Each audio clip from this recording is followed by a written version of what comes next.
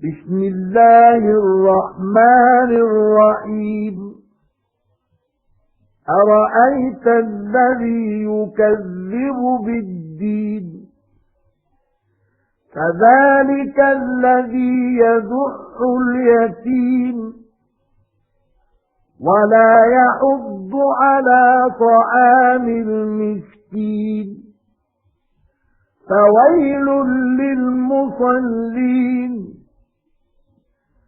الذين هم عن صلاتهم ساهون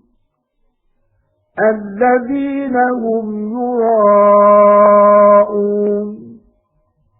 ويمنعون الماعون